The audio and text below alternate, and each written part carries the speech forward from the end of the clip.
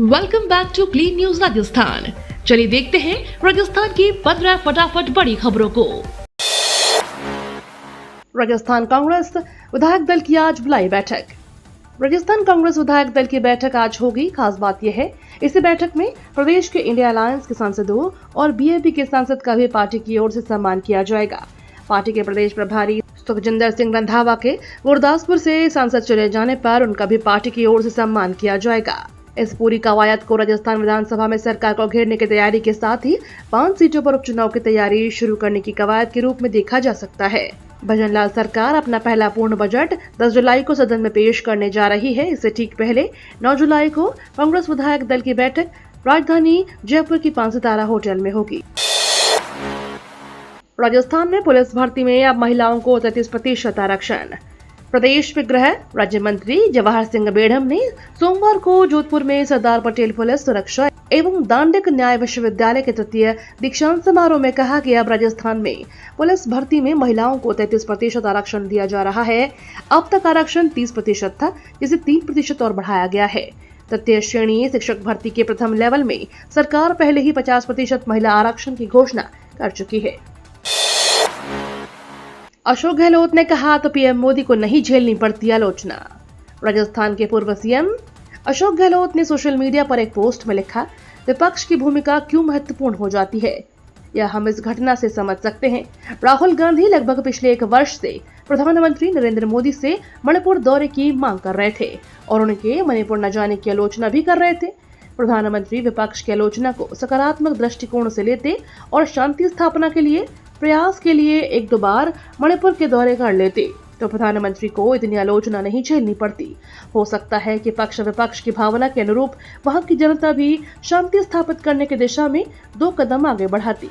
पूरे देश में एनडीए सरकार की विफलता और प्रधानमंत्री गृह मंत्री की भूमिका को लेकर जो भयंकर आलोचना हो रही है, उससे बचा नहीं जा सकता।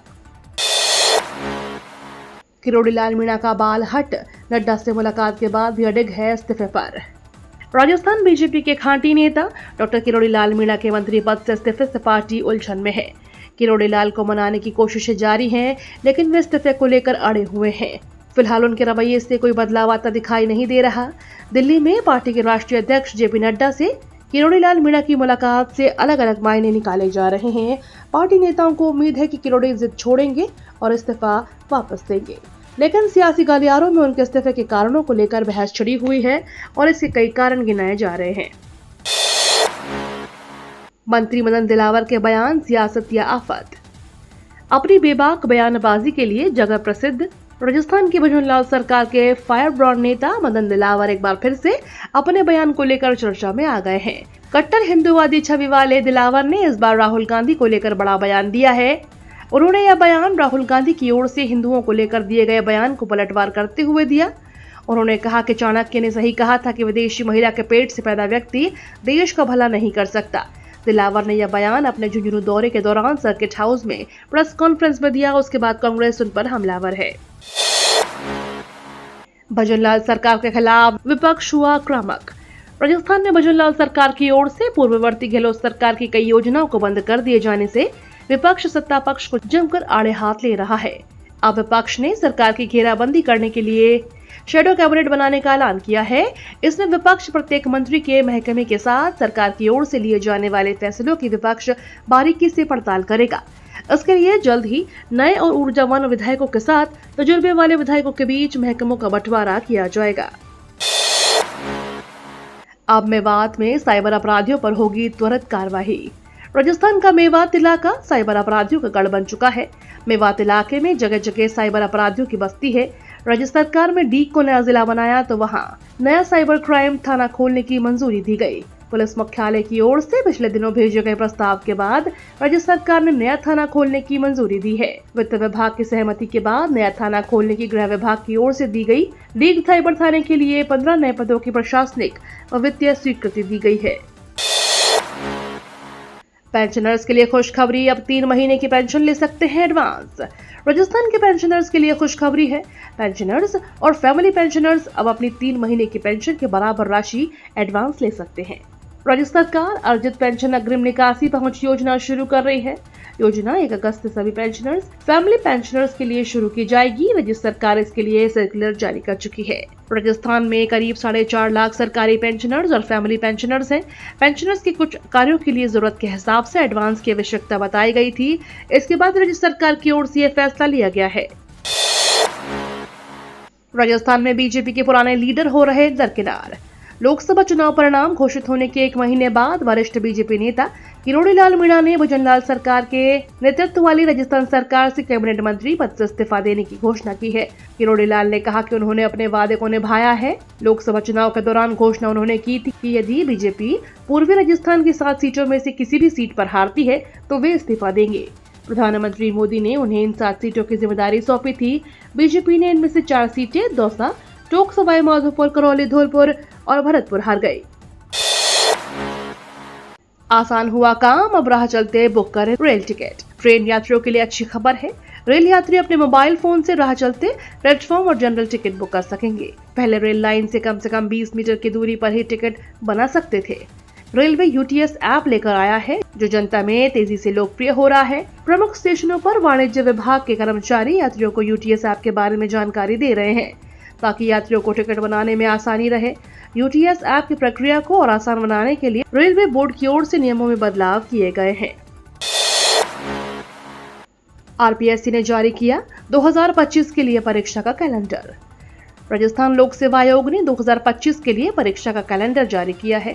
परीक्षा का आयोजन वर्ष 2025 में 25 जून से 30 जुलाई तक किया जाना प्रस्तावित किया गया है। आयोग के सचिव रामनिवास मेहता ने बताया कि प्रस्तावित कार्यक्रम के अनुसार कनिष्ठ रसायनज्ञ 25 जून, सहायक प्रशिक्षण अधिकारी 26 जून और सहायक निदेशक 27 जून को किया जाना प्रस्तावित है। राजस्थान में पानी की बर्बादी पर लगेगा जुर्माना। राजस्थान की भजनलाल सरकार ने पानी की बर्बादी रोकने के लिए बड़ी पहल की है। सरकार ने पानी की बर्बादी को रोकने के लिए पहली बार सख्त कदम उठाए हैं। इसके साथ ही घरेलू उपयोग के पानी का व्यावसायिक उपयोग करने पर भी रोक लगा दी गई है। पानी की बर्बादी करने पर जुर्माना लगाए जाने के प्रावधान किया गया है। घरेलू या व्यावसायिक पेयजल कनेक्शन में लीकेज पर 1000 रुपए के जुर्माने का प्रावधान किया गया है। मालदीव टूरिज्म ने भेजा टीम इंडिया को न्योता। T20 वर्ल्ड कप जीत का जश्न मनाने बुला रहा अपना देश। मालदीव टूरिज्म ने टीम इंडिया के खिलाड़ियों को अपने देश में वर्ल्ड कप जीत को सेलिब्रेट करने के लिए आमंत्रित किया है। MMPRC ने लिखा, भारतीय क्रिकेट टीम का मालदीव्स में आना हम सब के लिए गौरव का विषय होगा। आपको बता दें, भारत और मालदीव के हालिया रिश्ते कुछ खास अच्छे नहीं रहे हैं, फिर भी टीम इंडिया को न्योता भेजना ऐसा है जिसे दूसरी ओर से रिश्ते को सुधारने का प्रयास हो रहा है। केंद्र सरकार ने जारी की चेतावनी, तुरंत करे ये काम। केंद्र सरकार के साइबर क्राइम डिपार्टमेंट साइबर दोस्त ने एक लोन ऐप को लेकर एंड्रॉइड यूजर्स के लिए चेतावनी जारी की है। विभाग के मुताबिक case expand you finance assistant नामक ऐप का कनेक्शन खतरनाक विदेशी कंपनियों से है। इसकी गंभीरता को देखते हुए इसे गूगल प्ले स्टोर से हटा दिया गया है। इस ऐप को 1 लाख से ज्यादा लोग डाउनलोड कर चुके हैं। ऐसे में लोगों से इस ऐप को डिलीट करने की अपील की गई है। चीन ने लद्दाख के पास जमा किए हथियार और बख्तरबंद गाड़ियां। चीनी सेना ने पूर्वी लद्दाख के पास पैंगोंग झील की बॉर्डर के पास बने बड़े पैमाने पर हथियार इकट्ठा कर रखे हैं। इसके साथ ही बख्तरबंद गाड़ियां और बंकर भी बनाए गए हैं। इसका खुलासा यूएस की फर्म ब्लैक स्काई ने सैटेलाइट तस्वीरें जारी कर दी है। ये एरिया LAC से महज 5 किलोमीटर दूर है। 2020 में भारतीय सैनिकों से झड़प के बाद चीन ने ये बंकर बनाए थे। ये तो थी राजस्थान की बड़ी खबरें। रोजाना सबसे पहले अपडेट पाने के लिए क्लीन न्यूज राजस्थान को अभी सब्सक्राइब करें।